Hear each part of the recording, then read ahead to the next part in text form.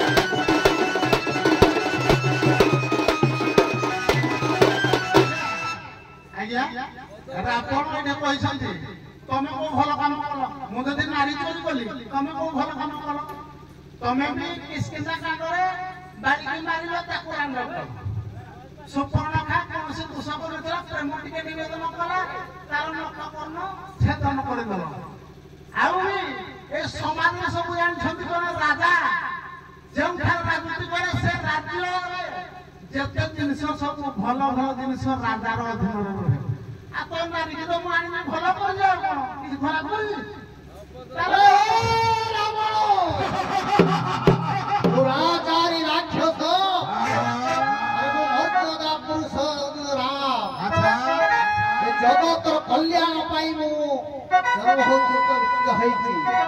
हिंदू तो कौन कर जगतर कल्याण कर्ता मान को नहीं तुम दास रूप बंधन कर पादरे घटाऊच दुराचारी पापिष्ट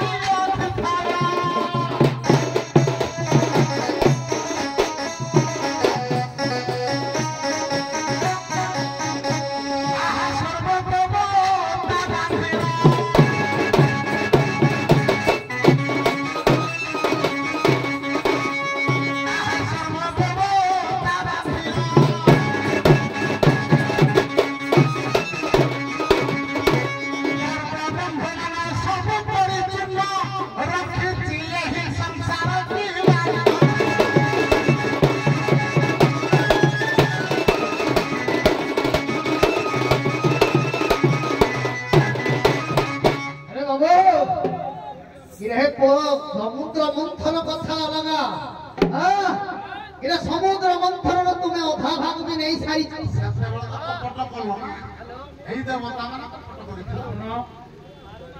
ପଏଣ୍ଟ ଗୁଡାକ ଉଚିତ ଭାବରେ କଟୁନାହିଁ।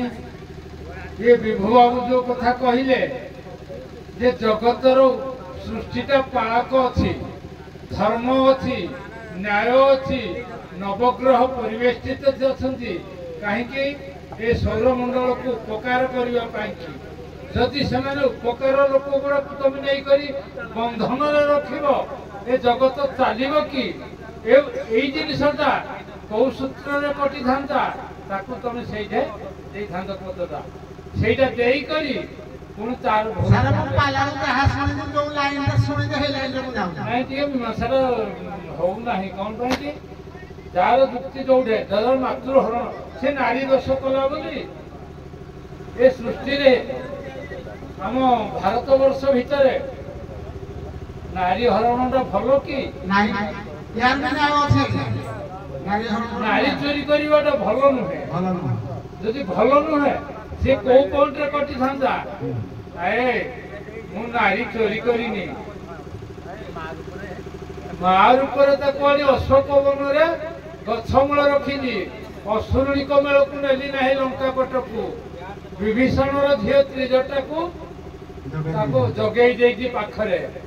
ଆରେ ମୁଁ ଚୋରି କଣ ହରଣ କରିବା ପଳେଇଛି ବା ସିଏ ମୋର କନ୍ୟା, ମୁଁ ତାର କଣ ଦୋଷ ଥିଲା? ତତେ ଉପଯୁକ୍ତ ତତେ ଜଇଁ କଲି ଯେ ତତେ ଉପଯୁକ୍ତ ବରଟେ ମାନେ କେମିତି କୋଉଠି କଟିବ, ମାନେ ତାର ଦୋଷଟା କଟି ତାର କଣ ଦୋଷ ଥିଲା?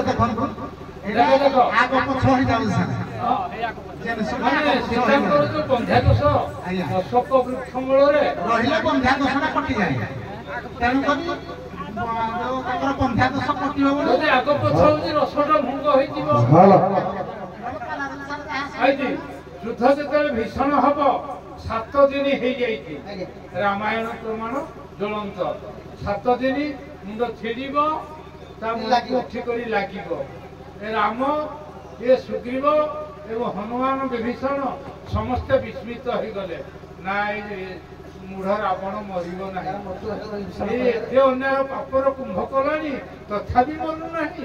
ଇଏ ଚିନ୍ତିତ, ନା ତାର ଉପାୟ ଆଡୁ ବାହାର କଲା। ତା ଭିତରେ ଜଣେ ଏଇ ଯେ ଅସ୍ତ୍ର ଅଛି ଅମୁକ ଜାଗାରେ, ଏ ଅସ୍ତ୍ରକୁ ଯଦି ନେଇକରି ଆସିବ ତାହେଲେ ମରିବ। ଆପଣଙ୍କର ନାଭିରେ ଲିଙ୍ଗ ଅଛି, ସେ ଲିଙ୍ଗକୁ ଯଦି ସେଦନ କରି ମୁକ୍ତ କରିବ ତାହେଲେ ସେ ମରିବ। ବିଭୀଷଣ ଆଜ୍ଞା ନିଜେ ତାର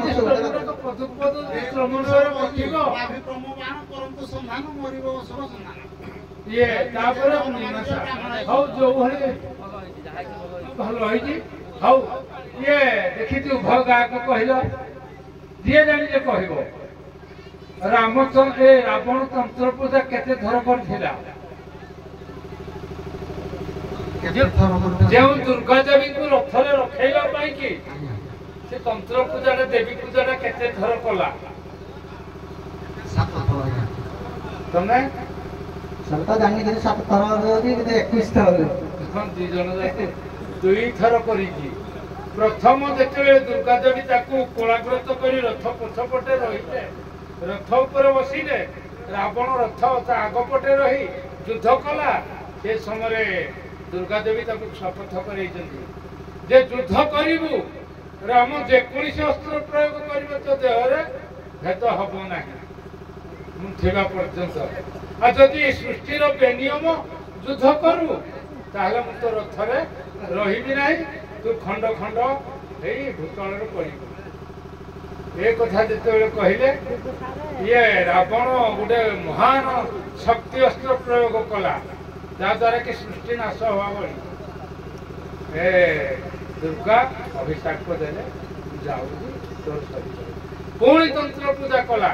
ସେ ତନ୍ତ୍ର ପୂଜାଟା 3 ଦିନ ଶପଥ ନେଲା। 3 ଦିନ ଭିତରେ ମୁଁ 3.5 କୋଟି ଜପ କରିବି।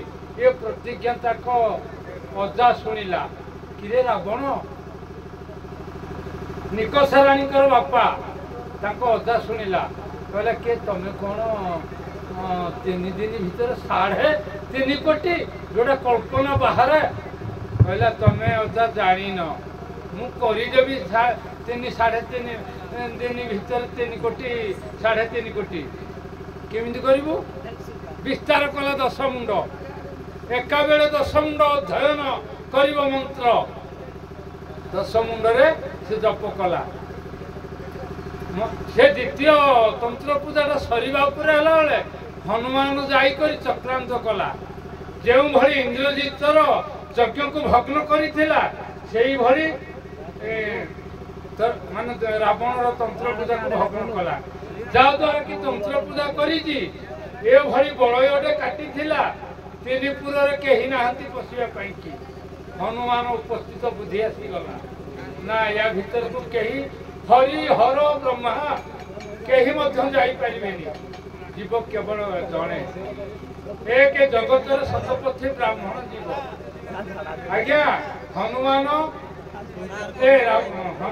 ଧରିଲା ବ୍ରାହ୍ମଣ ବେଶ ବ୍ରାହ୍ମଣ ଯୋଉଠିକି ଯାଇଛି ଗାର ବଳୟର ପାଖକୁ ସେଠୁ ଲିଭି ଯାଇଛି ତା ଭିତରକୁ ଯାଇଛି କୋଉ ଭଳି ତା ତନ୍ତ୍ର ପୂଜା ବନ୍ଦ କରିବି ତଥାପି ତ କରିପାରୁନାହିଁ ତନ୍ତ୍ରର ମନ୍ତ୍ର 2ଟି ଅକ୍ଷର ଲିଭେଇ ଦେଲା ରାବଣ ଜପ ବନ୍ଦ ହେଇଗଲା କହିଲା କିଏ ମୋ ତନ୍ତ୍ର ପୂଜା ବନ୍ଦ କଲା କିଏ କେହି ଆସିଥିବେ ଯଦି ଆସିଥିବ ହନୁ ଆସିଥିବ ଆଉ ନହେଲେ କେହି ରାମଙ୍କ ପକ୍ଷରେ ନାହାନ୍ତି ଚିନ୍ତା କରୁ କରୁ ହନୁ ସେତେବେଳେ ବାହାରି ଚାଲିଲା ଆଉ ମନ୍ତ୍ର ମନେ ପଡ଼ିଲା ନାହିଁ ଦେବୀ ଆବିର୍ଭାବ ହେଲେ ନାହିଁ ରାବଣ ବ୍ରହ୍ମାସ୍ତ୍ର ଯାଇ ହନୁ ଆଣିଛି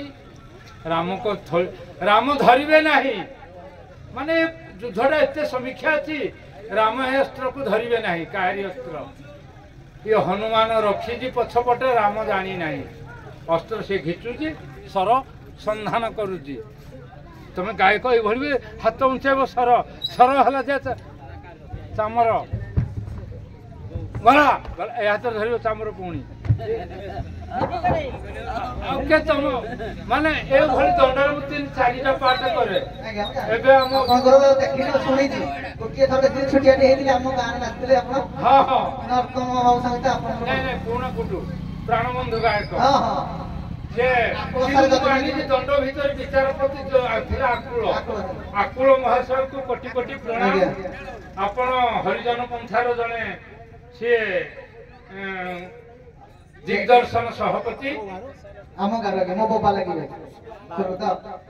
ସିଏ ଏଭଳି ମାନେ ବିନା ଆଜି ମାଇକି ନହେଲେ ତ ଚଳୁନାହିଁ ମୁଁ ବାହାବନ୍ଧା ପେଣ୍ଡାଲରେ ଇଏ ଯୋଉଠି ଚିନ୍ତା କରି ଛୋଟ ଅବସ୍ଥା ବି ଆସିବ କାହିଁକି ଆପଣଙ୍କର ବେଶ ପୋଷାକ ନାଚ ନୃତ୍ୟ ଏତିକି ତମ ମ୍ୟାନେଜର ମାନଙ୍କୁ ଲାଷ୍ଟରେ ଡକେଇବି ତମେ ଗାୟକ ମାନଙ୍କୁ ଯୋଉ ଉଶୃଙ୍ଖଳ କରୁଛ